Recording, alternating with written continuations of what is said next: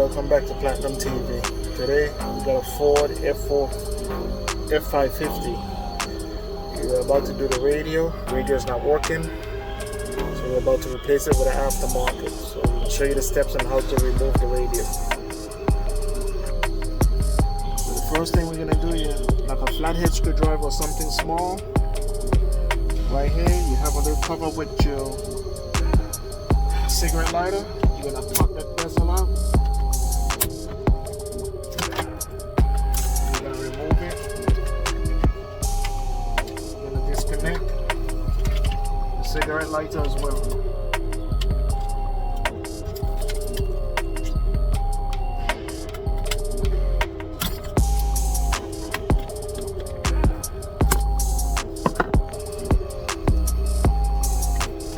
Disconnect the cigarette lighter. Put it on the side.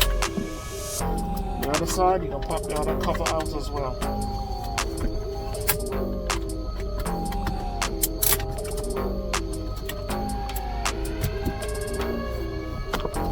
Pop that out. Once you look inside, you're going to see two bolts. One on this side, one on the other side. I think those are supposed to be 7 millimeters. Let's check it. Make sure. Yeah, 7 millimeters. So you need a socket, wrench to remove them.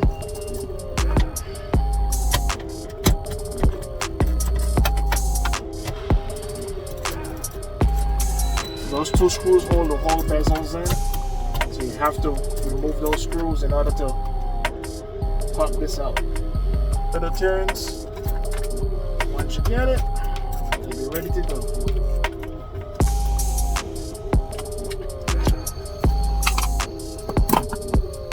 That's the two screws out. So once the screws is out, pull on your bezels. Disconnect.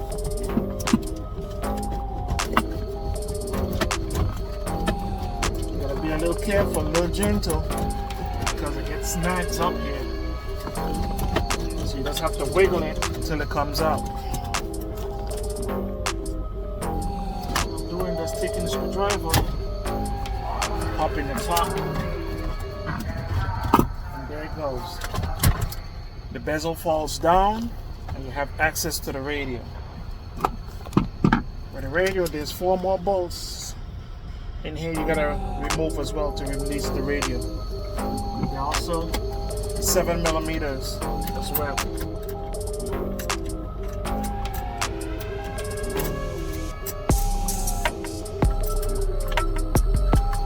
The last bolt comes out, the radio comes loose.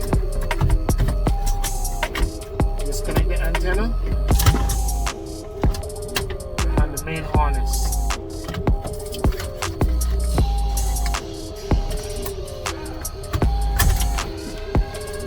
Radio comes out.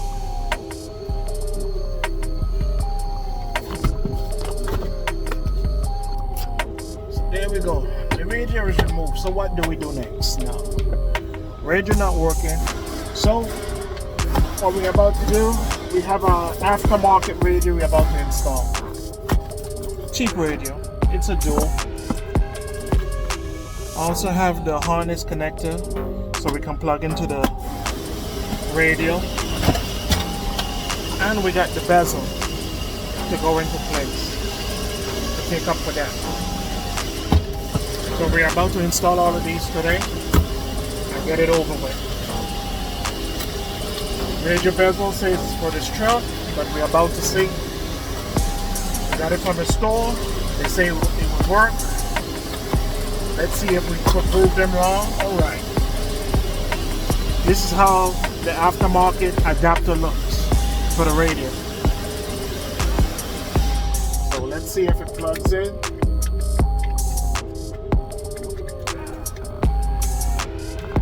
Well,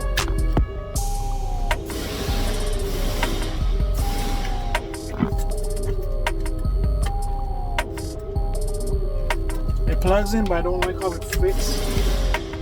I never hit the release clip and it just fall right out. So we'll see if it provides power once we hook it up.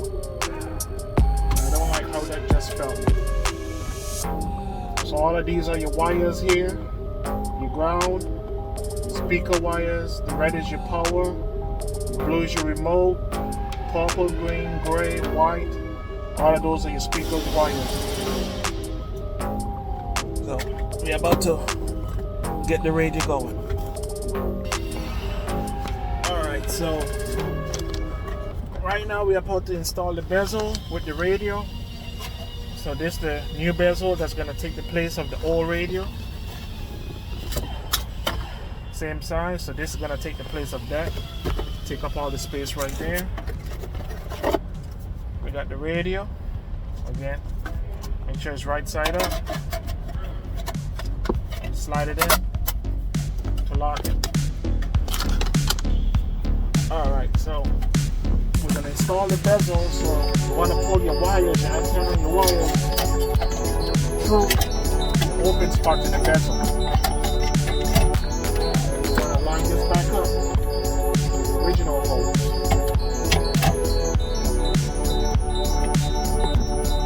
Once you get it, just put the 4 screws back in. Tighten them up.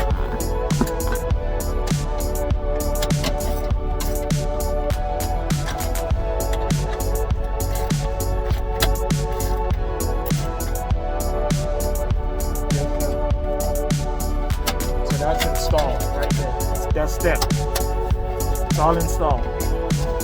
So that's good to go. The next thing is your radio and the harness. You purchase the radio. It comes with the radio harness, the remote, the locking keys, instructions, and 2 black grommets in the bag, which you may not even need to use. Depends on what you're doing. This is the radio harness. This goes directly behind the radio. And you plug it in. These wires behind the radio will match these wires. So you will match color for color, and the radio should turn on once you match color for color. So purple goes with purple, green with green, white for white. So you're matching color to color. That's the next step we're about to do. So we're about to get this radio done. So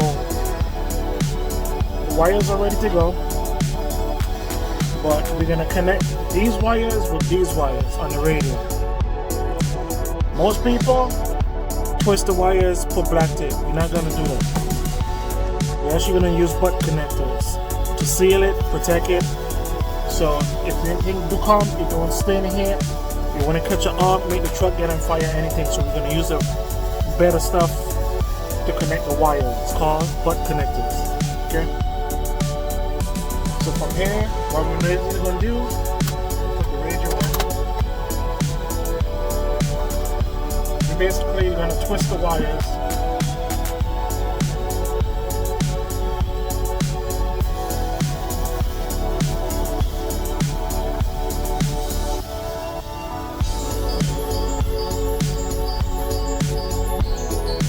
Push the wire in the tube to make the connection.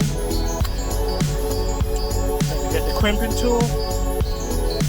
We're going to crimp it on this end. Make sure it's locked. Always make sure you pull and make sure you have a firm lock. If it's not, re-crimp it again. Squeeze real tight and make sure it's locked. Okay? So this was the red wire. And with this harness, you're going to find the red wire. Do the same thing. Twist it. And you're going to join it with the red. You're going to color match. It's going to be red and red. You push that down in the connection. You take your tool.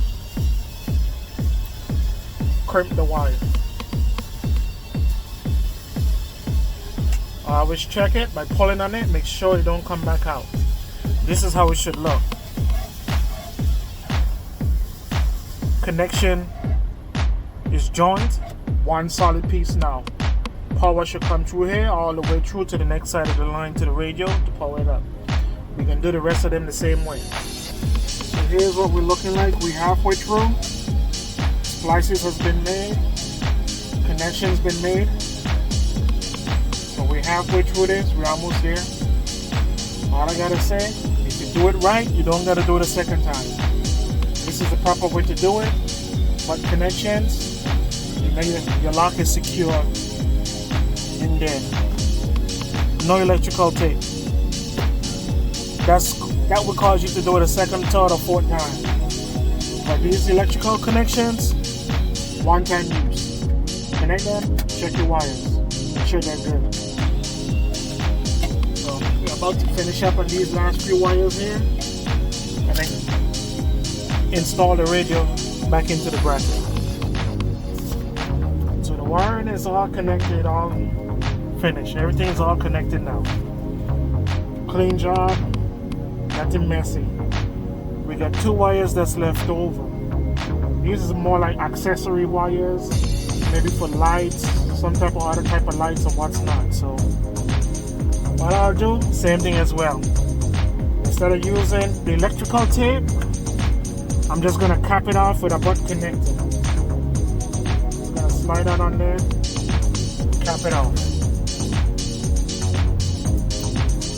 These have nothing to connect to, so I'm just put the ends on it so you don't be loose. Don't ever have a wire showing and be sitting inside. The minute that wire touches metal, it will spark and can burn your vehicle down. So remember that. Don't ever have a wire exposed. Best thing is to do is like what I'm doing, capping it off and securing that wire. Alright people, so for the antenna, we needed the adapter for the antenna, so I had to run out and get the adapters to make the radio work.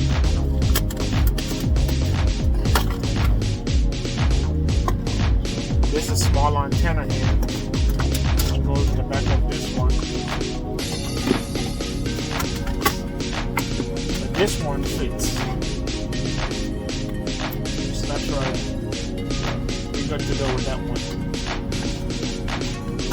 Once we get it, push the wires back.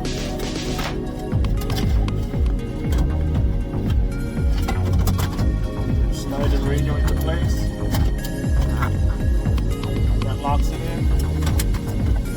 All you gotta do, face back on.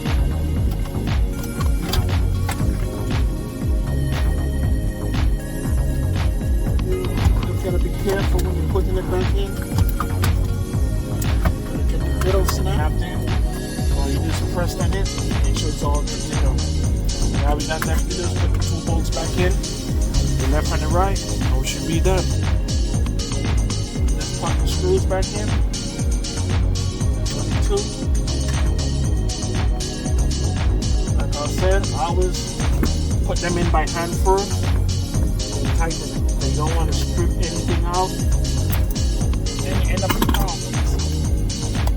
All you gotta lift the whole piece back up, cigarette lighter.